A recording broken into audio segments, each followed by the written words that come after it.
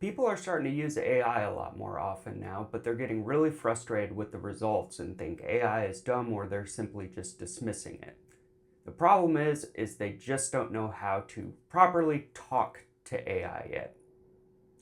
Welcome back to the channel, everyone. My name is Sheldon Swanson. I'm a technologist and AI expert, currently with a focus in Microsoft AI solutions. In the next 15 minutes, we're going to cover prompting, which is going to save you a lot of headache and stress down the line when you're getting started or if you're getting really frustrated with AI. So we're going to start with what is a prompt.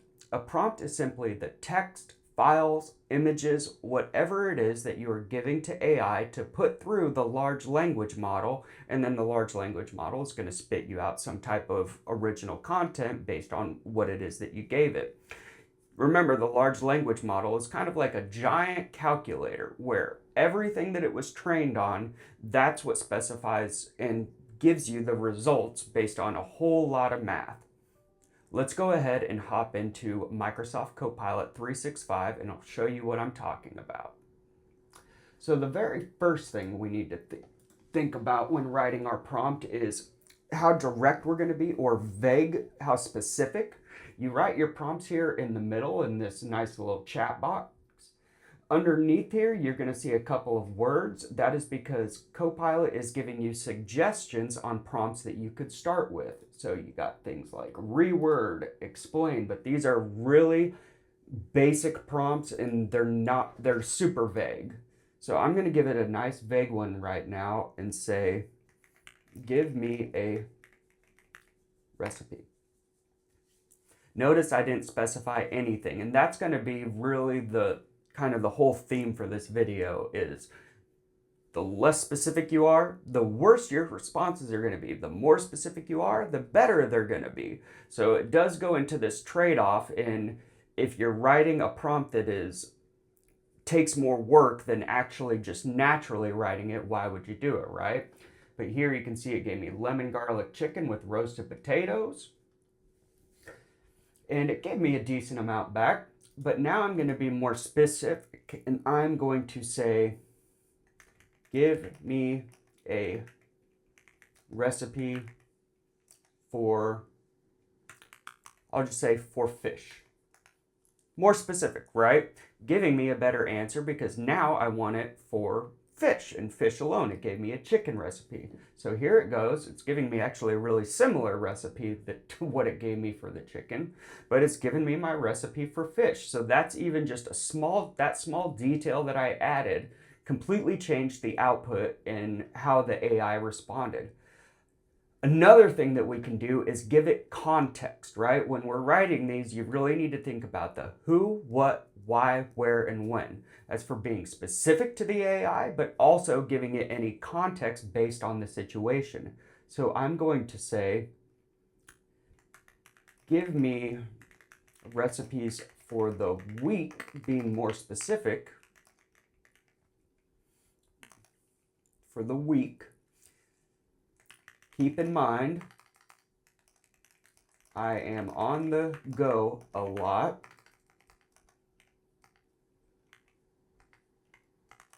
And do not have a lot of time to cook. Please make sure they are healthy and delicious. So there you can see I'm giving it quite a bit more. I'm saying, all right, I want to go through now the entire week. And what we're doing right now is we are iterating over it. If your first prompt doesn't get you the results that you wanted first time up, don't worry about it. Sometimes it is better to continue to iterate over the prompt in order to get the answers that you need. All AI, including Copilot, they keep a memory in the chat so that the AI itself is maintaining context throughout the conversation. It'll even share some of that memory across chats for you. There's certain features and settings available so that you can control that functionality, but that's way out of scope for what we're talking about.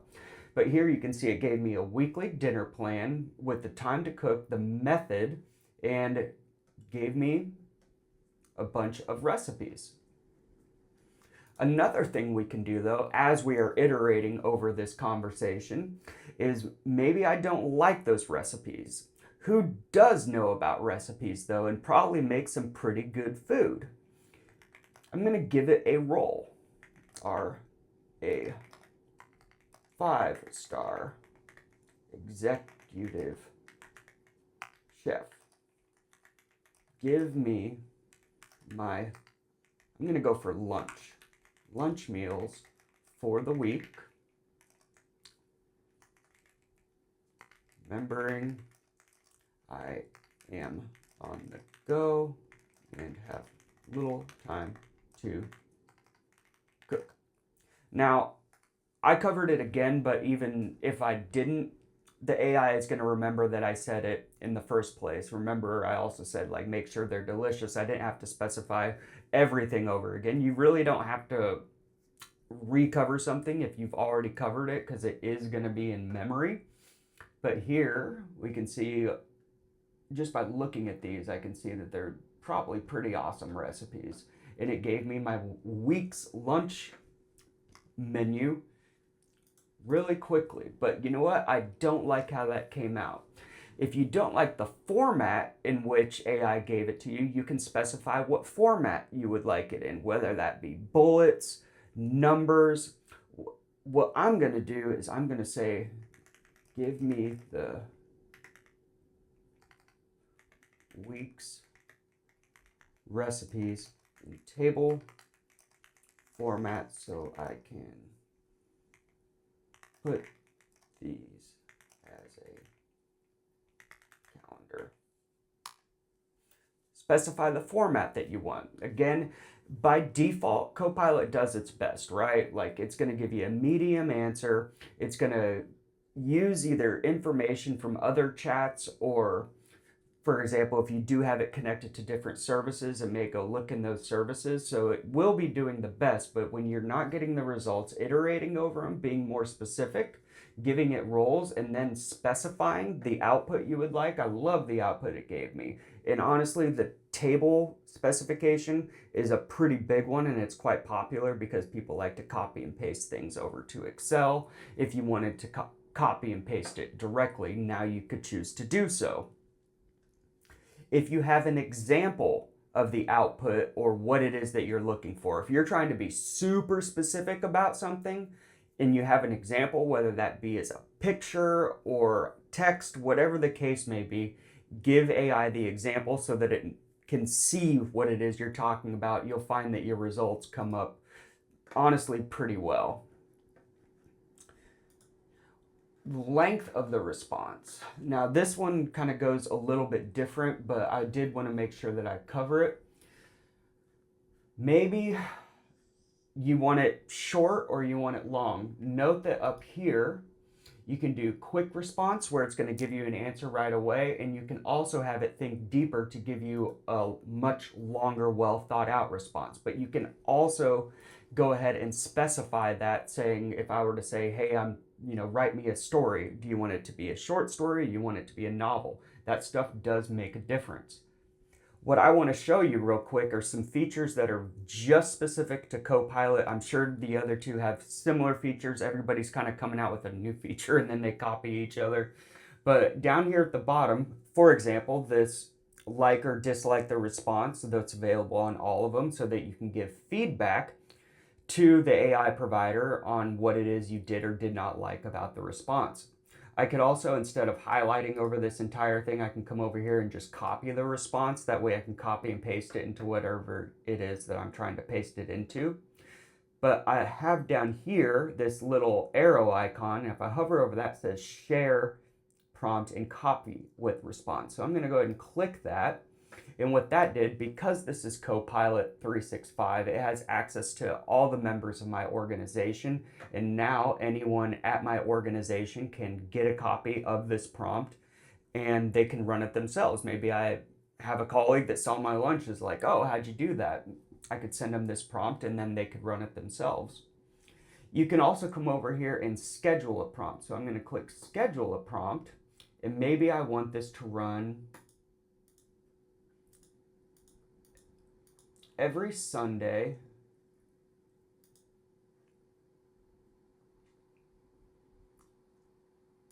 at noon so that it can prepare me to go grocery shopping. And I'll end the end date, I'll delete the end date so it can just end whenever it is that I come in here and actually delete the scheduled process. And it says receive an email when the response is ready. I think I would like that. So I'll go ahead and save that there. And now it's giving me my scheduled prompts window, which you don't have access to if you don't have any prompts scheduled or saved at that time. To show you just what I'm talking about, I'm going to go ahead and let that thing finish scheduling in the back. Oh, never mind, it got it right there. But I'll still close this. And then I'm going to say, give me one dessert for Fridays. It does not need to be healthy. Now it's going to go over this one again. What I'm after to show you is actually at the end of the prompt here, or the response. So we're going to have to wait for this to kind of finish over here. What did it give us anyway? Dark chocolate and sea salt pots de crème. 5-star executive chef. What am I thinking? I'm going to go ahead and share this one again really quick, but I'm only sharing it so that up here you can see you got manage access when that comes up. So you can get to manage access, I believe, from your profile as well. But managing access, remember, everybody in the organization now has access to these prompts. So all I would need to do is share it with them or copy the link and share it. So I'm going to stop sharing both of these so that they're not shared anymore. That just shows you how you can manage your specific prompts. Up here in the top right, if I click these 3 little dots and I go to scheduled prompts, this is where I can manage all of my scheduled prompts.